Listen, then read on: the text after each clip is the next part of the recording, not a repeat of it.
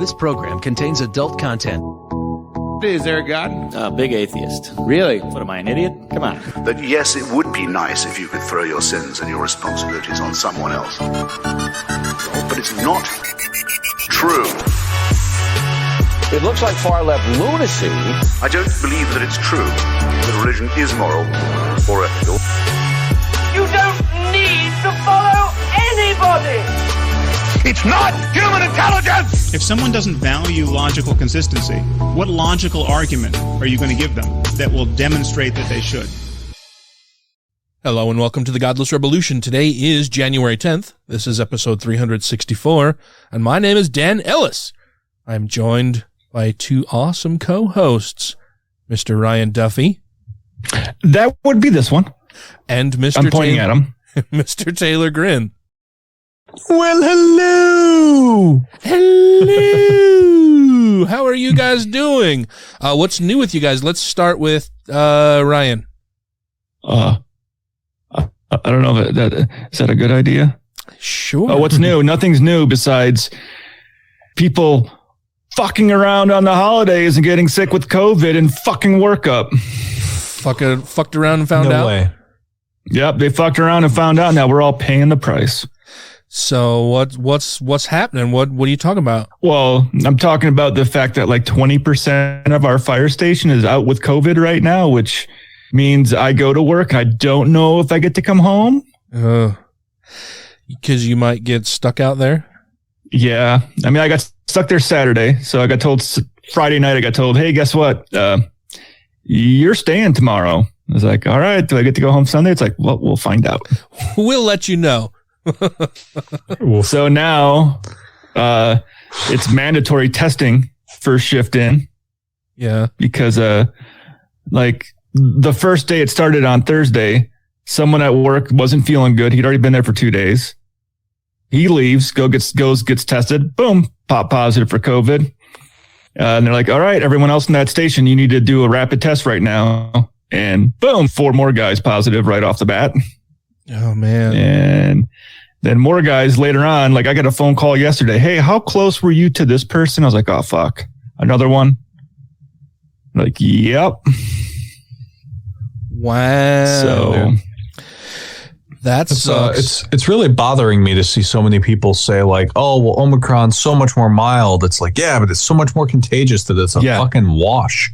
Yeah. And especially like we cannot have someone who's contagious at work. Like we don't get to work from home. Uh-huh. So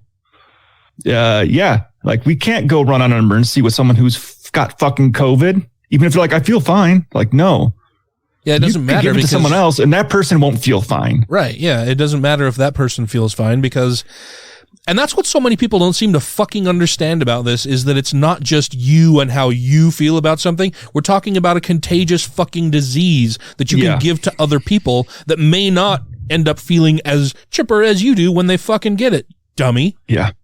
That's where I hate like, well, most people survive it. It's like, I don't care if most people survive it, but look at our hospitals right now. They're being fucking overran. Uh-huh. Like you keep complaining about the lack of supplies or food and, all that kind of shit. It's like, well, yeah, because you motherfuckers keep getting other people sick. And guess what? They can't fucking work. Uh-huh. Yeah. Mm-hmm. Or they just die. Like, or they die. I cannot fucking say this enough. Like the number one hit career in the country from COVID has been line cooks. And you wonder why you're seeing all these stories of people quitting restaurant jobs or restaurants not being able to find workers. Yeah. It's because they're dead. Uh-huh. Yeah, they're dead or they fear dying and so they've quit. Yeah. And they're not going back there. I think I saw something that said like, I can't remember. It was a big number, like in the millions of people who've just this last like December quit and changed career fields.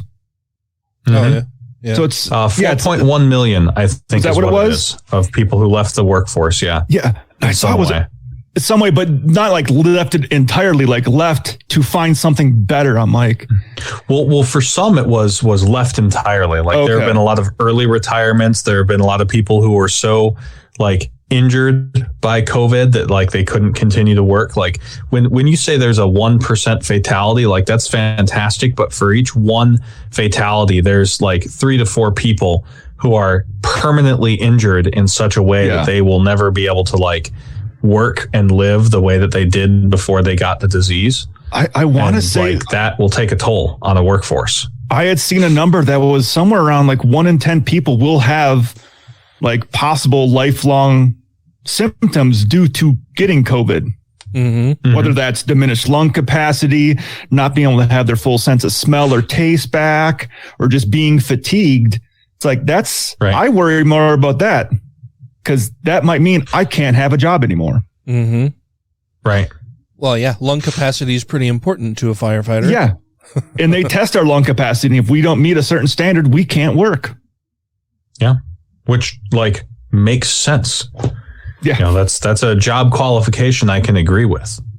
And if I have a debilitating illness due to COVID and it doesn't go away and it has to do with my lung capacity, I could go in for a physical and said, hey, you know, your lung capacity is so diminished from COVID that we can't allow you to work anymore. Mm-hmm. Yeah, it's getting scary. So I would have survived it, but it would alter my life. So still not a good thing. Mm-hmm.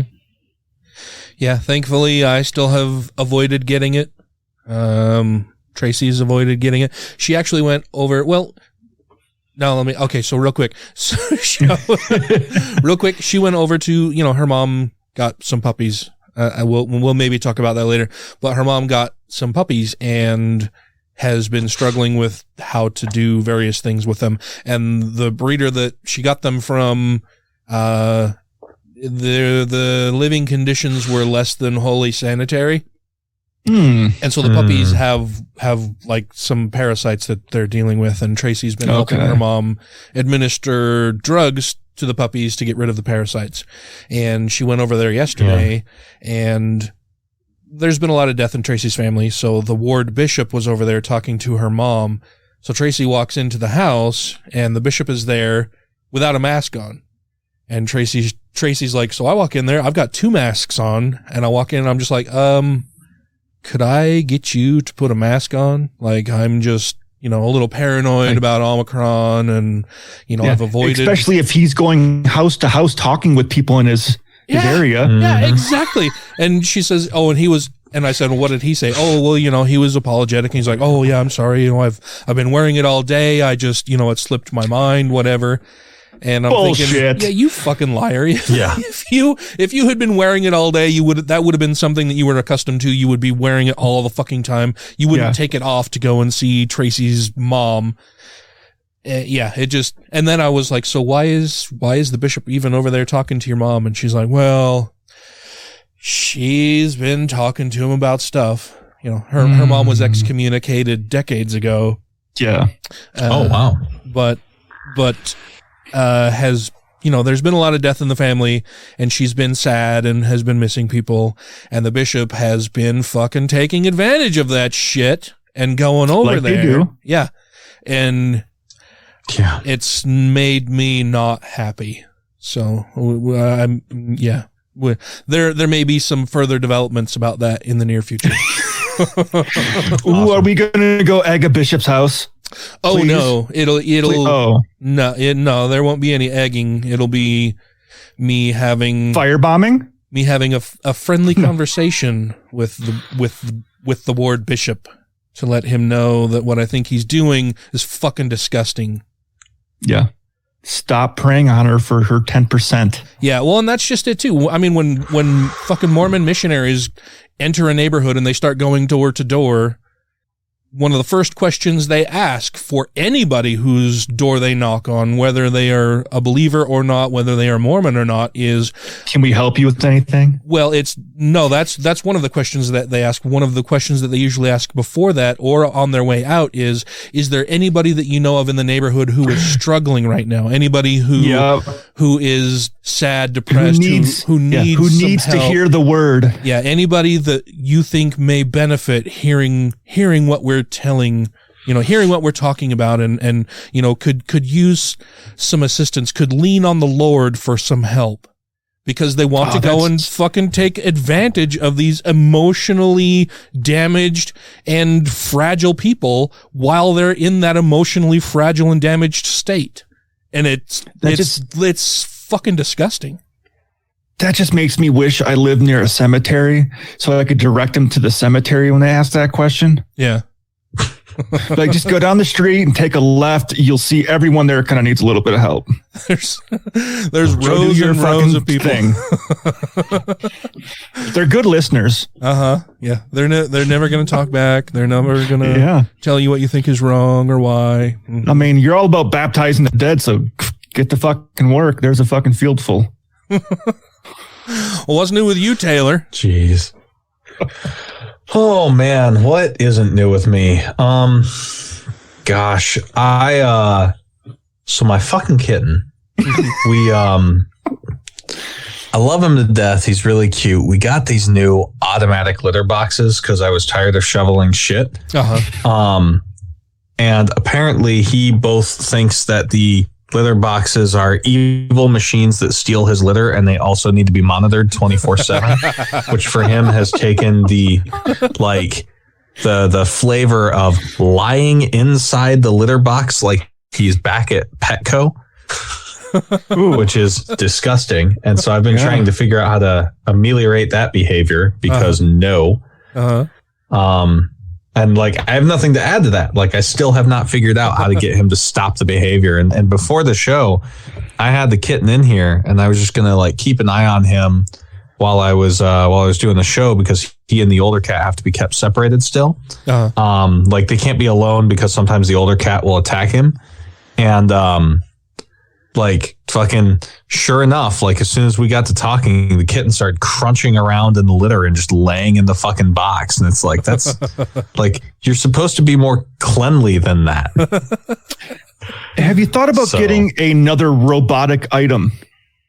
So yes, actually I have, because that was one of my concerns, that he was like looking for it for stimulus. Yeah. And so I've been thinking about getting some sort of like automatic toy that will trigger in like a 10 to 20 minute time period, but more frequently than the litter box does, to draw his attention. Yeah. But like, A, I haven't found something like that, and B, it does nothing for me in the interim. So I'm glad that we kept one of our old litter boxes that's like a normal one, a manual one, right? Like an unsmart box.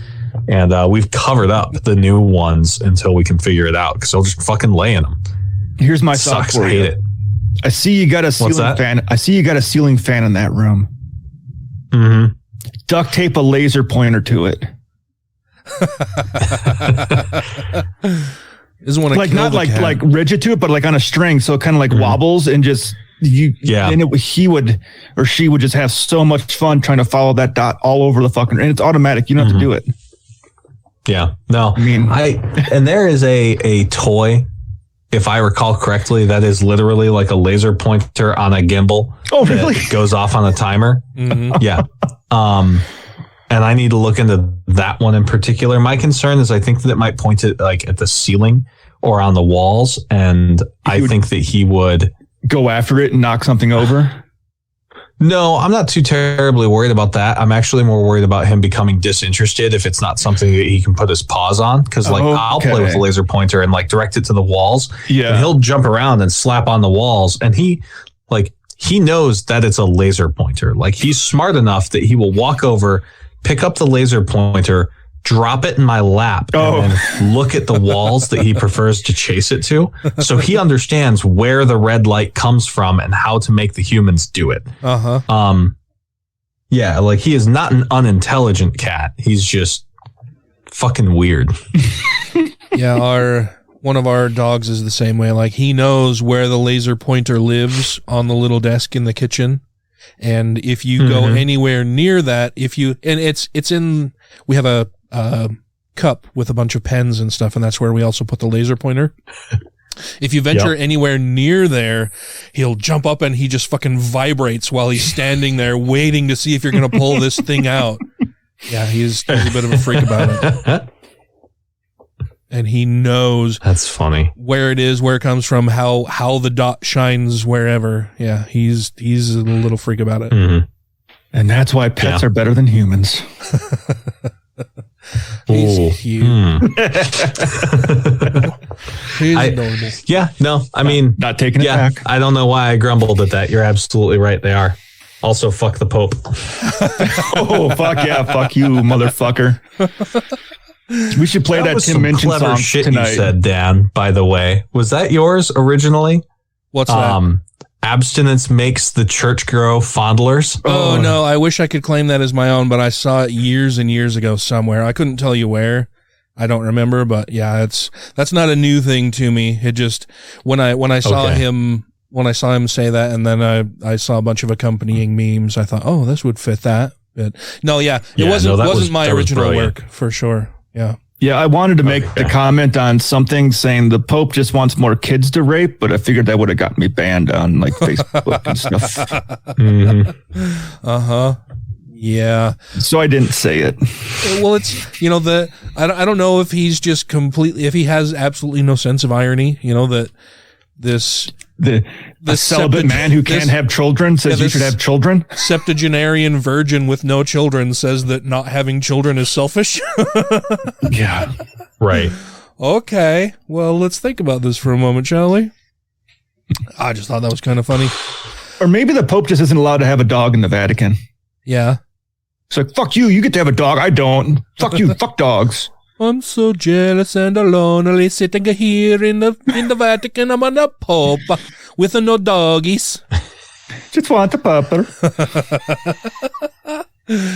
Yeah, that was fun. So you were talking about testing and that the firehouse doesn't have a whole lot of testing or a whole lot of tests available.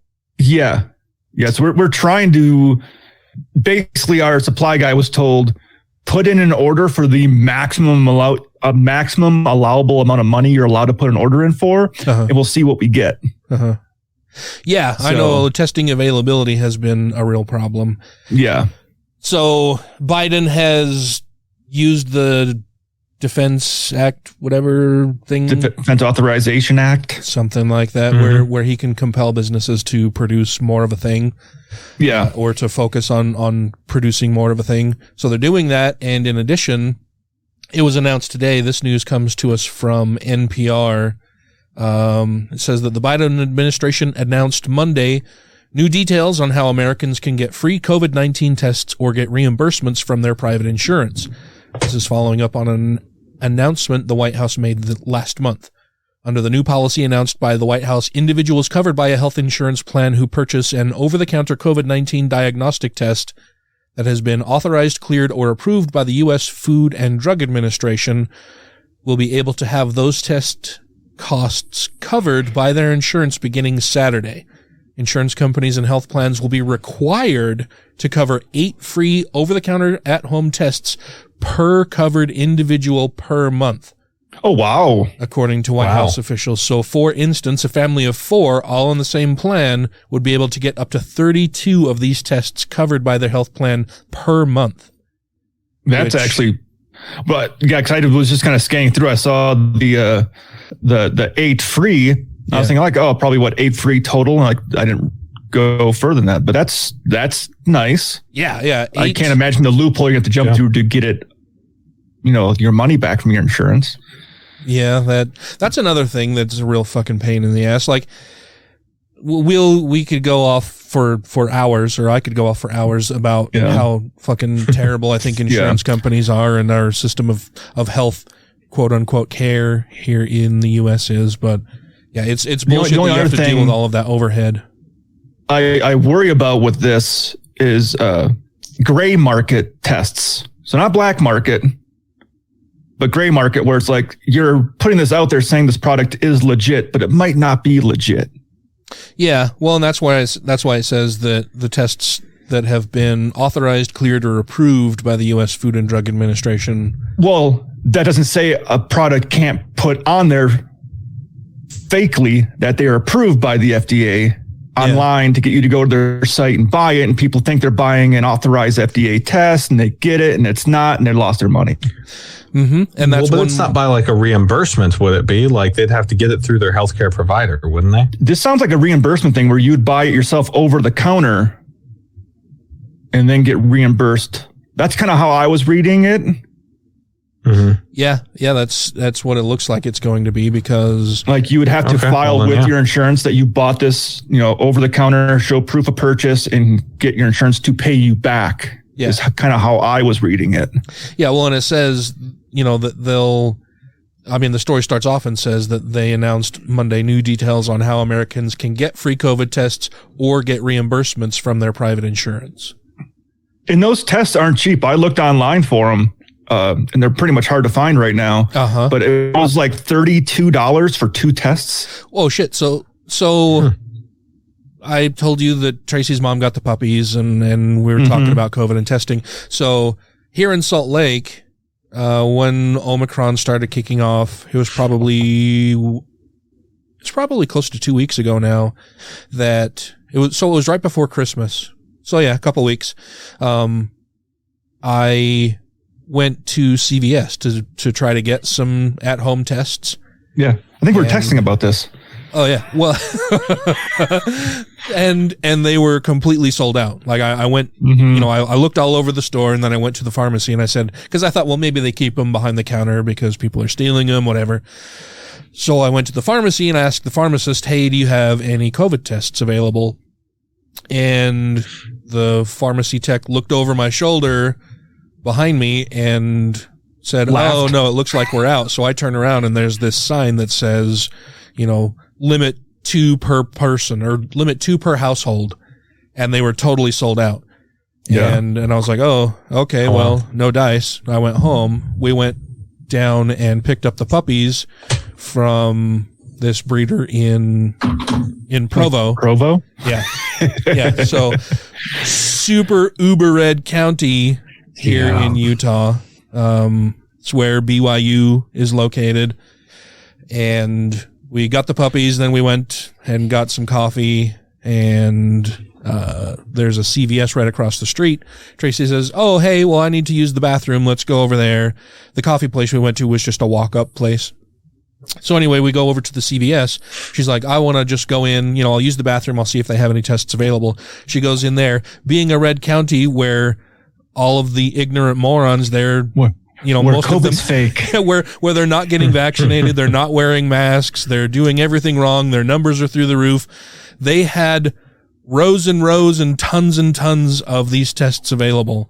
And so Tracy's like, well, shit, while we're here, I'm going to stock up. So she grabbed like 12 tests, went up to the counter, and the guy's trying to ring them up, and he rings up a few of them, and then it started making this weird sound with a little scanner, and he's like, oh. She says, well, what's going on? He's like, oh, it says that you can only get 6. And he says, that's fine. I'll just start a new transaction. So he closes that one out. She pays for it. And then she just buys another 6. So she buys 12 tests there because nobody there is fucking buying them. Like they can't give them away. Here in Salt Lake County, you can't find them anywhere. You go to a red county where nobody's doing what they should be doing. And that's why we're experiencing this astronomical spread, and they're everywhere. So we still have that cash. Yeah, I wonder if that cashier was like, I didn't even know we sold these things. Well, and this was all around the time that Tracy had been in the hospital with Danica, who had gotten COVID from the baby daddy, and so Tracy wanted to get a test herself, and make sure that she was safe, and we couldn't fucking find one anywhere. So we lucked out. But yeah, we've still got. So she did a couple tests here at the house, so now we still have 10 tests laying around that will eventually come in handy.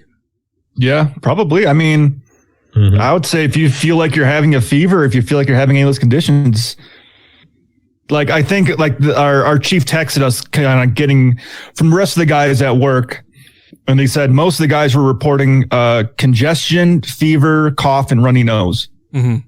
So essentially what seems like the flu, but no, you don't have the flu. You got fucking COVID, which is worse than the flu, you motherfuckers. It's not the same thing. Mm-hmm.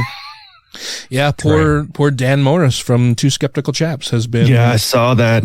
Isolating. It sounds like he's on the Mac. Vaccinated, did everything that as he should, and he still ended up getting it, and it kicked the shit out of him. He was super tired and is still run down. Days later, he's feeling mostly fine, but is still, really easily tired. He's what I think the word he used is knackered. Yeah, that sounds right.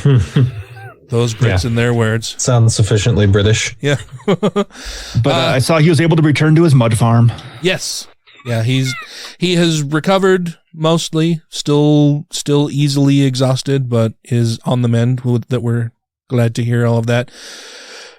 We are going to do a bit of a retrospective look at the January 6th insurrection, and we'll be talking more about that when we get back from this little break. This is Callie. Just remember, love is love. Support your local lesbians. You're listening to the Godless Rebelution. Why do you wear that? What? The collar. Why are you still wearing it? Probably for the same reason you keep all those Bibles. I wear it because the Word of God still matters. It's a light in an otherwise very dark world, and a reminder of the goodness still within us. Things like love, mercy, forgiveness. Toilet paper. What? The Bibles. They're my toilet paper. I like the thin pages. I can find them everywhere.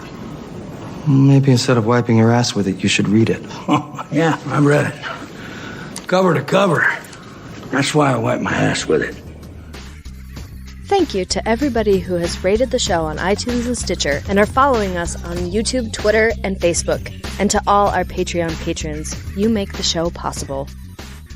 Hey, welcome back. So we're a little bit late. We wanted to make sure to get our interview done last week. So this is, a little bit later than other podcasts are going to be covering January 6th, but we wanted to talk about it.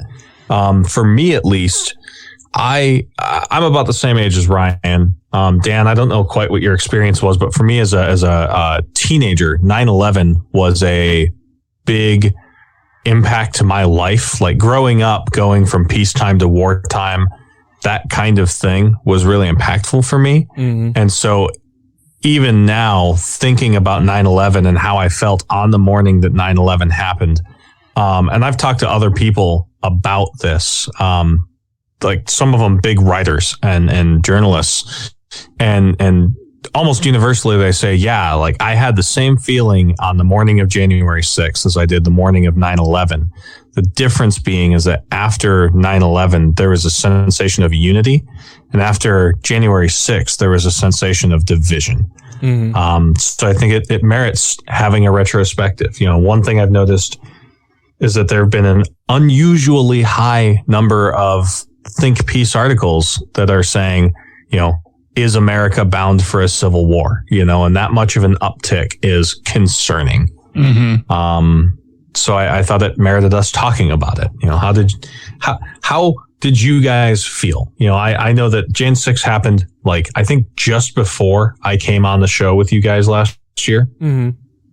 Yeah, so when it happened for me, you said that it was that for you it was like transitioning from peacetime to wartime, and me being a little bit older, I'd been witness to Gulf Wars 1 and 2, and then 9/11, and then January 6th.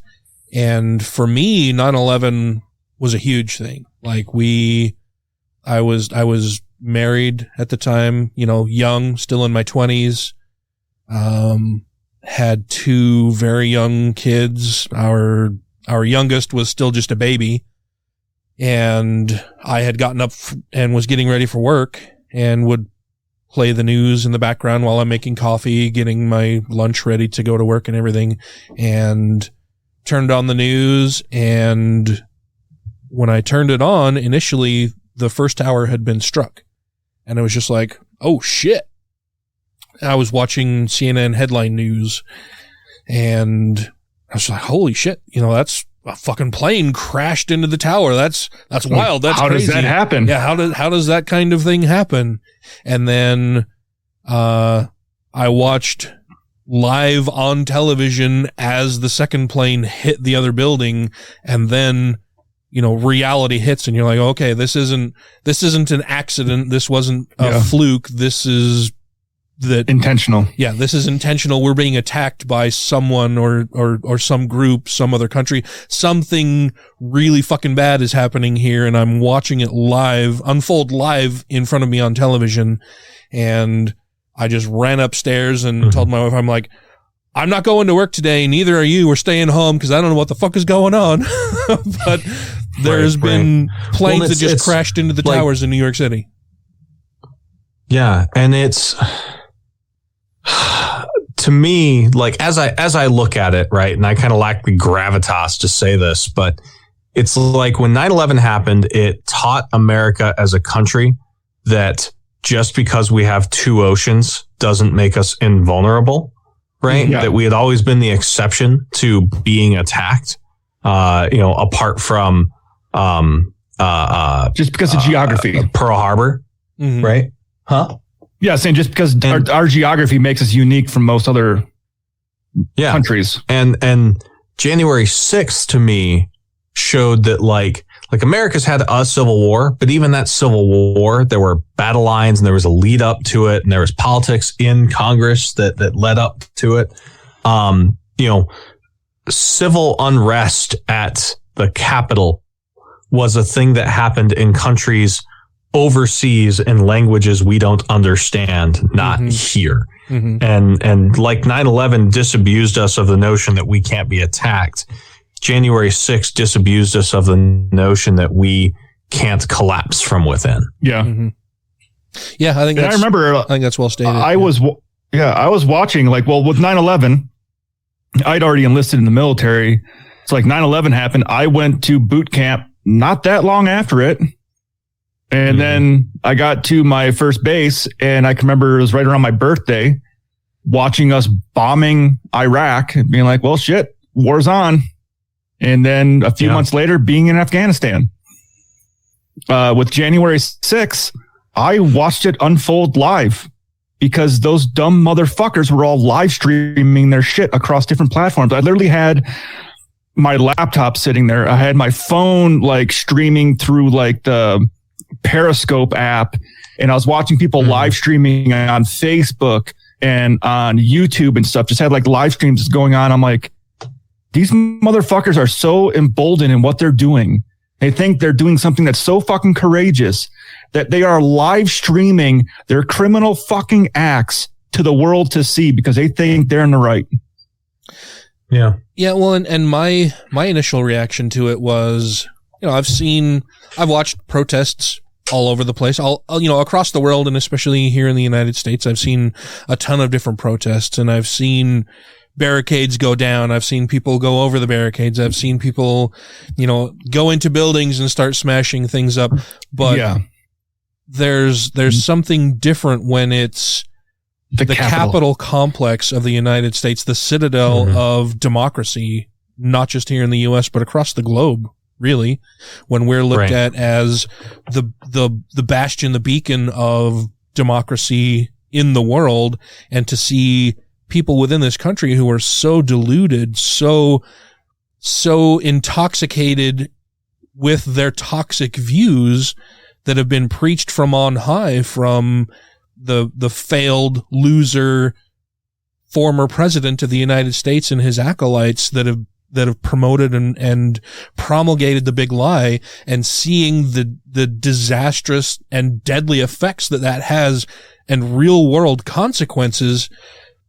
It was shocking, but not entirely surprising. And I thought, especially in the immediate aftermath, when we saw people like Kevin McCarthy and Mitch McConnell and a bunch of other Republicans come forward and say that, Donald Trump is responsible for this. He bears responsibility for this. This is a big lie.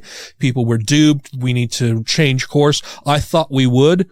And I'm incredibly dismayed and more than a little bit fearful that we actually have not, that it's just become more entrenched. Yeah. That was and service at the I would go so far as to say it as it has not, right? Like McCarthy said today that if he becomes Speaker of the House, he will remove Swalwell and Schiff and Tlaib from their committee positions, right? In retaliation for the things they've done with regards to January 6th and impeaching Trump. Because they're investigating it. Yeah. I think Kevin McCarthy is one of the dumbest motherfuckers that we have in all of Congress, and he's doing his level best to dismantle democracy from within. Fuck that guy. He's more concerned with obtaining and maintaining his own power than he is with anything else, to the destruction and dismay and ruination of the rest of the country. Mm-hmm. Well, and like I took January 6th as a time for personal introspection. You know, I've been an intelligence analyst for 7 years. I have a master's degree in intelligence. I wrote my thesis on right-wing movements as a national security threat. And I've read, you know, a few dozen books on authoritarianism, fascism, that kind of thing, you know, dozens and dozens and dozens of studies on the same. And yet, like Matt, you know, when he was still on the show, reached out to me and was like, hey, like, what do you think is going to happen, you know, around this January 6th, like lead up to this protest? And I was like, I don't think it's going to materialize in anything bad. In fact, I think that's the last exchange that he and I have had, you know, in the intervening time. I think I said something similar to you, Dan, and I was wrong. And I have since tried to read as much as I can. You know, there have been a few good articles. Foreign Affairs did a good one where it was like, why were so many analysts unwilling to say that like something would change, right? Because that's ultimately what it is analysts were making the assessment that things were going to continue as they had been instead of a leap forward one direction or the other occurring. And it's caused me to like reassess how I make assessments. Did this fall maybe into the, well, that doesn't happen here category, or, well, that's never happened here, or, you know, we don't think that would happen there is. here. And that's part of the analysis that I've read from other more experienced people, is that like, it's hard for an analyst to say, because it's never happened, you know, it could happen, right? Yeah. And I don't view this as a black swan event, right? Like I view 9/11 as a black swan event. There have been no terrorist attacks like 9/11 since 9/11. Arguably, you could call 9/11 like Pearl Harbor. Reasonable people can disagree on that, but reasonable people also agree on that. I tend to be in the camp of comparing Pearl Harbor and 9/11. But like, there's a tendency amongst analysts to give conservative risk levels on things and say, well, your most dangerous, right? We typically present it to a policymaker and say, here's your most likely scenario, here's your most dangerous scenario. And it creates a sort of false bifurcation where sometimes, because we want to establish something as being the most dangerous, we immediately discount it as also being likely. And we come up with a alternative hypothesis that is more likely than that most dangerous one. And as such, consider the most dangerous one as unlikely to happen. Right. And that's what I did. Right. When I was talking with you guys, my thing was, I think the most dangerous thing could happen is they could attempt to storm the Capitol and stage a coup or stage a Reichstag fire moment. But I think the most likely thing that's going to happen is they're going to stir up shit and nothing, will come of it.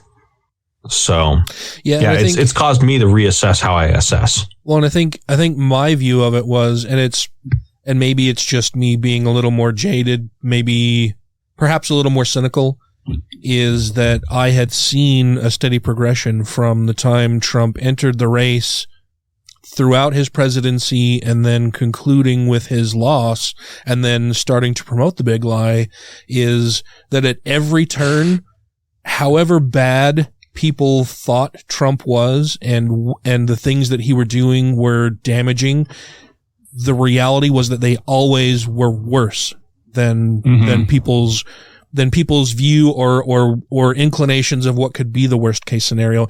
At every turn, every single one that I could think of where something had happened and Trump was at the center of it, the result and reality of it was always worse than people initially thought. And so when all of this started kicking off, I thought, we've seen example after example after example for years now of this not being a thing that we should be unconcerned about. We should be, if anything, we should be more concerned, more our triggers and sense of danger should be heightened around all of this because he has lost. He has nowhere else to go. We've seen that, the walls are caving in on him. This is his last ditch effort to maintain his power. And at every turn in the past, we've seen that everything we thought that was bad ended up being much worse than we even thought it was. This isn't any different than that. We should be super, super concerned about this.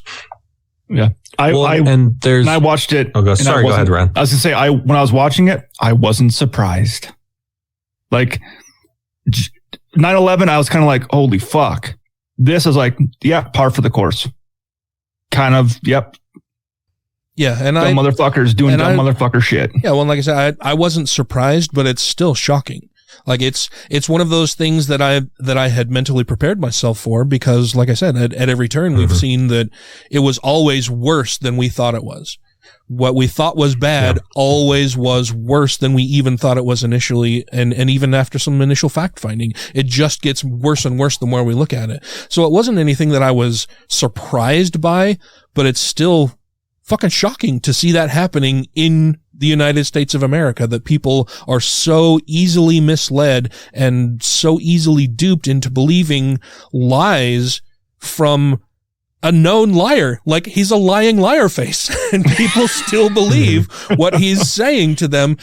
And I wonder how much of that is just self-delusion. It's not even that they actually believe it, but it fits their internal narrative and makes them feel better about themselves and then leads them. It's a self-fulfilling prophecy. It sets up a situation where whatever he says is the truth and it doesn't matter. Facts and reality be damned. This is what Trump has said and that's what I'm going to believe because he's on my team and he makes me feel better about myself and is working to protect the bit of power that I can still maintain as a white cishet person in the U.S.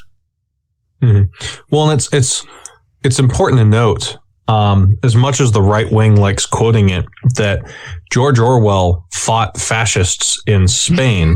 And even though he referred to the government in England as ingsoc, he was speaking more to the idea of national socialism than like communist socialism in that book. And the idea of people being willing to believe patently false things like 2 + 2 being 5 because, the leadership says it, came out of his experience in fighting fascists in Spain, right? And there are dictators in communist countries who do the same. I think that Chernobyl, the HBO production of Chernobyl, did a fantastic job of demonstrating that as well, right? Where you try to bend reality to what's favorable to you. But at the end of the day, there are people, especially Christian nationalists, who want to be told what and how to think. And if their leadership presents the right virtue signals for them to be viewed as a spiritual leader, then they'll accept that person's word as gospel, no matter how much it conflicts with reality. In the sense that faith is believing something in spite of reality. They go hand in hand. Yeah. Faith is believing in something without any evidence, right? That's why it's called faith. If you had evidence, you wouldn't need faith. And when they take dear leader's word as just on faith, they don't need any evidence. Any evidence that you can present to them is easily dismissed because that's not what they have faith in. They have faith in whatever he tells them to have faith in. Hello, this is Stu DeHaan, co-chapter head of the Satanic Temple Arizona chapter, and you're listening to the Godless Rebelution. Hey, Pastor Zach, Hi, so my friends and I are loving this beach cleanup. Oh, I'm pleased to hear that. Yeah, but they're about to make, a really dumb decision, and I was wondering if maybe you could help put them on the right path like you did for Maddie. As with all of God's children, the key to Maddie's transformation was trusting that Jesus is always by his side. Oh, cool. How long does that take? Oh, it took me 15 years to put my faith in Jesus. But if you're looking for a quick fix, I am. It doesn't exist. Okay. But something that helps me keep the faith is noticing all the signs of his presence. If you look close enough, you'll see them everywhere. Like that cloud. That could be God. Or that stick. It's all God. Wow. Okay. Signs. Thank you. Boo! That guy sucked. If you have questions, comments, concerns, compliments, corrections, criticisms, or concepts for content, contact the show via email at godlessrebelution@gmail.com, by text or voicemail at 330-81-REBEL, or Twitter the twatter at TGR Podcast. Thank you. So, one of the things that I wanted to do, and Ryan, I am so glad you brought up this video. That's good. Yeah, it's fantastic. So what I'd like us to do is we're going to play some audio. It's a few minutes long. It's an interview between Ari Melber and a guy named Peter Navarro, right? Mm-hmm. Am I getting his first name right? Yeah, Peter Navarro, and he is a Ron Trump. Vero. Huh? AKA Ron Vera, if you read his shitty fucking book. He's in the Trump orbit. He is one of the lampreys that feeds on the carcasses that float in his wake. And I mean, listen for yourself, but basically he describes the entire thing as intended by the Trump camp. And Ari comes to a conclusion at the end of that narrative that Navarro gives him. And again, Navarro is in the Trump orbit. He is explaining what he believed. Yeah. And well, just give it a listen. Exactly. And I'm going to tell you that the plan was simply this. We had over 100 congressmen and senators on Capitol Hill ready to implement the sweep. The sweep was simply that. We were going to challenge the results of the election in the 6 battleground states. They were Michigan, Pennsylvania, Georgia, Wisconsin, Nevada. And basically these were the places where we believed that if the votes were sent back to those battleground states and looked at again, that there would be enough concern amongst the legislatures that most or all of those states would decertify the election. That would throw the election to the House of Representatives. And I would say to you here, Ari, that all of this, again, it was in the lanes legally. It was prescribed by the Constitution. There is a provision to go rather than through the Electoral College to the House of Representatives. And all this required was peace and calm on Capitol Hill. And at 1 p.m., Senator Ted Cruz and Gosar, a representative, started the Green Bay sweep beautifully, challenging the results of Arizona. Here's the most important thing I can tell you about this. The thing that we were trying to deal with was a media which refused to acknowledge any kind of possible fraud or irregularities. Right. And well, let's get into it. I've given you, Peter, I've given you some time here, and I think you've explained that, and I'm going to follow up here, and I want us to have a back and forth, but that involves both of us. You just described you just described this plan as a way to take an election where the outcome was established by independent secretaries of state, by the voters of those states, and legal remedies have been exhausted with the Supreme Court never even taking, let alone siding with, any of the claims that you just referred to. So legally, they went nowhere. And then you're describing a way that the incumbent... Hold on. You will get your turn. I just let you go for a while. Let's go this back and forth, sir. Then you will use the incumbent losing party's power, that was the Republican Party that was losing power, to overtake and reverse that outcome. Do you realize you are describing a coup? I don't think I think he needs to get a dictionary because no, he doesn't know he's describing a coup. Do you know you just described the quiet part out loud? You stupid motherfucker. Right. Well, and I think it is incredibly important to highlight this, that there has been a public narrative saying that the 5 states that he mentioned had discrepancies with their voting counts, right? That's been the messaging from the right, that there were discrepancies with those states, right? But in what Navarro just presented, it was very clear that to him, it didn't matter if those states had discrepancies. All that mattered was that there was, I believe in his words, confusion. Yeah. And that confusion was adequate to kick it to the House.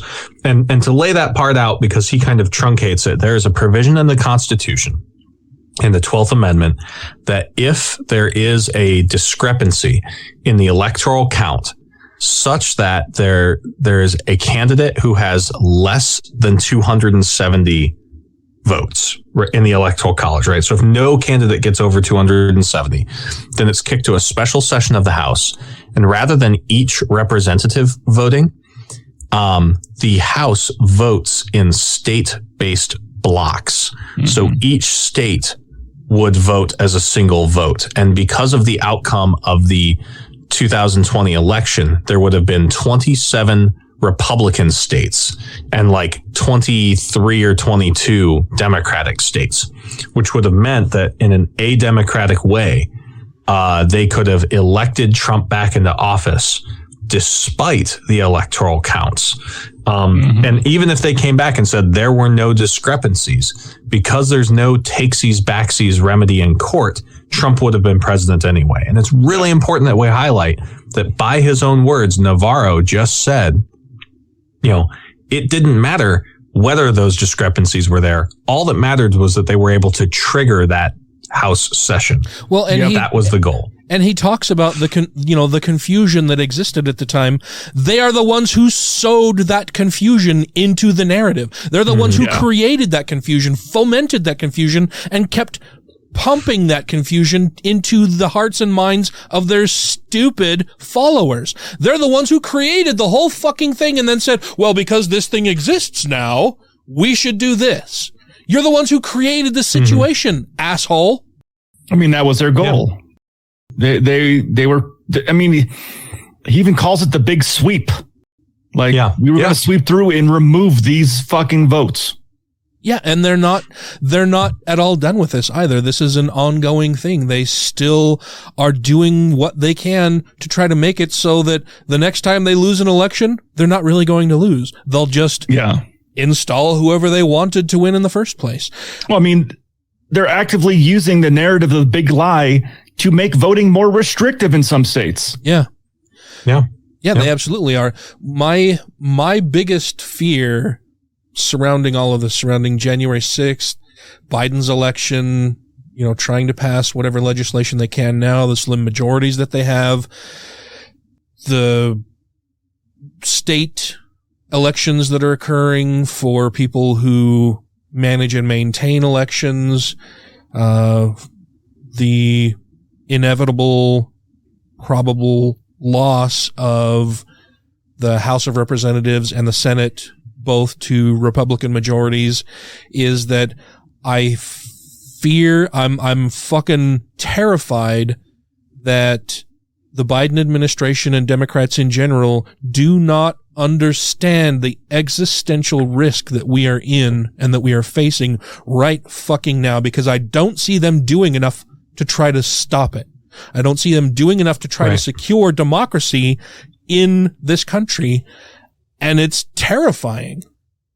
Well, both sides are playing with different playbooks or different rules. And sometimes I see the Democratic side, like, you're trying to stay within the rules. You're trying to make everyone happy. You try not to look like the bad guy. But the Republicans have no problem being like, nope, fuck that. We're going to do it our way. Fuck that. Yeah. Nope. You want a Supreme Court justice? Nope. You don't get it. Well, and I'm a little concerned because the typical little d Democratic playbook doesn't really exist in this country, right? I've tried to read, I've read Madeleine Albright, I've read Timothy Snyder, I've read Jason Stanley. I've looked at people who have studied other governments that became authoritarian or outright fascist. And in the cases where those governments were able to resist a fascist takeover of their government, it's because they created a coalition of not Antifa, but just anti-fascist representatives, right? And the idea being that they would reach across party lines.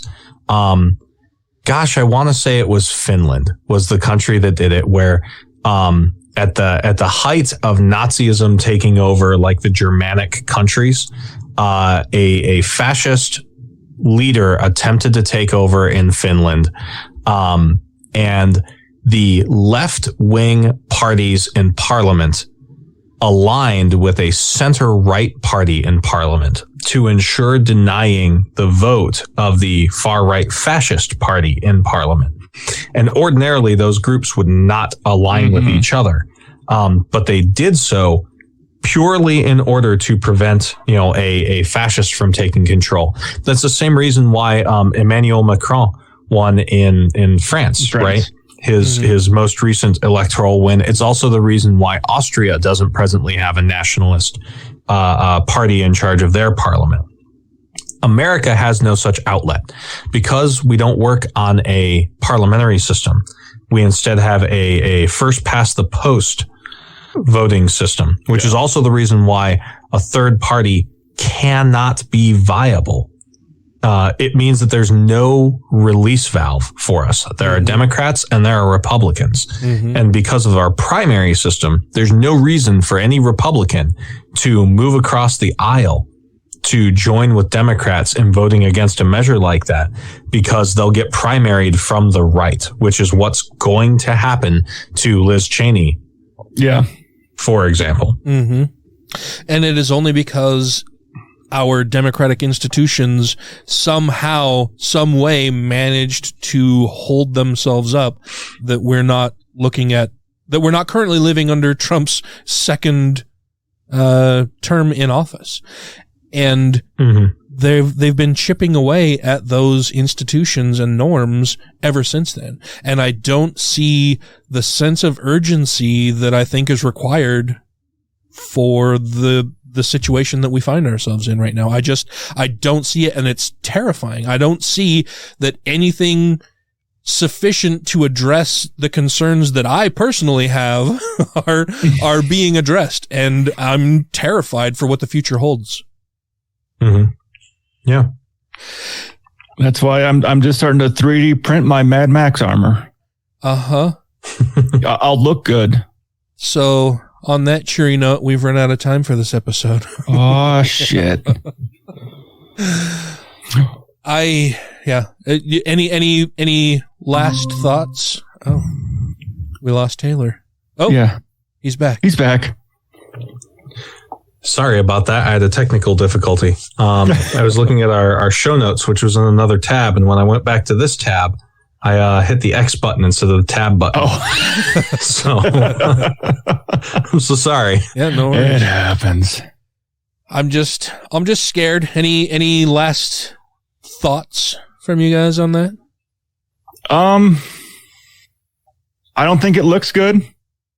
Yeah, I think it's going to be sketchy, and I'll say it might look bad for us, but I fear for the next generation even more. I have to say, fucking vote. Like, you might be disappointed that Democrats aren't doing as much as you would like them to do. But like, here's the deal. The two Democrats who are doing the least of what you want them to do are the ones who are in Arizona and fucking Virginia, right? So, or West Virginia, rather. Yeah. So with all their oil money. If you want liberal policies, like Manchin wasn't wrong. If you want a progressive, vote for a fucking progressive. So, vote. You might be disappointed in what the Democrats are doing, but they're not fascists, right? The right has demonstrated that they are not interested in ever doing anything you want to do. And if your best case scenario is the squad pushing Pelosi from the left, well, guess what? It happens, right? They get shit done. It's not perfect, but it's better than literal fascism. So if you're thinking about sitting out a vote because Biden didn't forgive student loans, which as somebody with 6 figures of student loans, I get it, but it's still better than Trump being in office. Notice how you don't know the names of the different cabinet secretaries anymore? Uh-huh. Because we don't have to hope that they'll be there to get the president out of there if needed. Mm-hmm. Yeah. I don't know who the Secretary of Education is. That's great. I hated that I knew everything that there was to know about Betsy DeVos as a way to try and analyze what bullshit she would try and do to push Christian nationalism in schools. Uh-huh. Yeah. I'm terrified. And Merrick Garland's speech about January 6th and all of the prosecutions that they're going through, all of the indictments, all of the evidence that that they have sifted through and are still going through, did a little bit to ease some of my concerns, but fuck me, man, they really need to step shit up. They've got to ratchet that shit up, get it going, start turning and burning people, because if they don't, and if they're not transparent about it, and people don't know what's going on, and they don't see that they're making a difference, people are going to check out. And if people check out, they're not going to go and vote. And the people who are going to go and vote are the fascists who want fucking fascism. And they vote. Yeah. Reliably. Yeah. Yep. Like fucking Republicans, Democrats want to fall in love. Republicans fall in line. Like, good job. Like, you got mad at somebody on Twitter or Facebook. Like, shut the fuck up and go to the ballot box. Yeah. Like, I don't give a shit. No one gives a fuck about your, correcting someone on their level of progressiveness on a Facebook group or on Twitter. It does not affect policy at all. Yeah. Go to the fucking ballot box. We're talking about the difference between retail and wholesale politics, man. You talking to somebody and owning them on Facebook, Twitter, or wherever else doesn't do fuck all if that person turns around and gets elected into an office that is going to have an impact on your life. Yeah. You need to vote. That's the one thing that you can do. We can have the circular fire squad when we fucking win. Yeah. But like, say what you will, Matt Gaetz is a fucking scumbag, like an actual fucking scumbag who probably diddled teenagers. Mm-hmm. The right isn't turning against him. They circle ranks. And I'm not saying that we need to circle ranks against around our sex pests, but I'm saying that you need to not let your spitefulness towards petty things that Democrats do be a reason not to vote people with a D in front of their name, because they contribute to us having committees and a majority so we can appoint judges, right? And appointing judges is the single most important consequence that you can get out of having a Democratic majority, because those are judges who are going to ensure that disability rights improve and minority rights improve and LGBTQ rights improve. It is Biden judges who are going to stop bathroom bills and the banning of abortion. Right. Yeah. And you just need a majority for that. You don't need the perfect candidate. You need somebody who will say, 50+1. Congrats. The Democrats are on the Senate now. Yep. And if you don't believe us, then wait until the summer when abortion rights go away, because of Republican conservative justices who are appointed to the Supreme Court, which is now the most important political body in not only the U.S., but in the world, really. They have a fuck ton more power than they should. We have run out of time for this episode.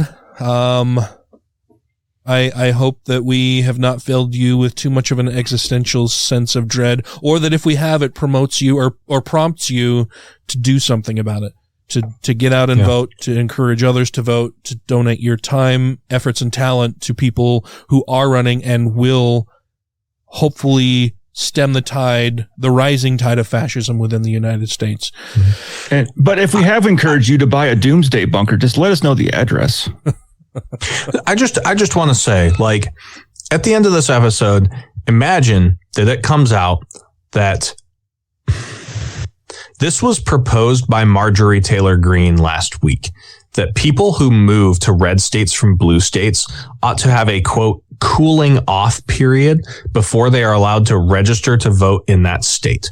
So if you're considering that it might not be worth your time to vote in an election this coming 2022, like we're in an election year now, I want you to imagine yourself 4 years from now living in your state, in a red state, and they say, well, we don't trust college students or minority voters or people without the right voting ID or just Democrats because fuck it, they're fascists. You haven't lived here for 10 years. For a moment that you're not allowed to vote.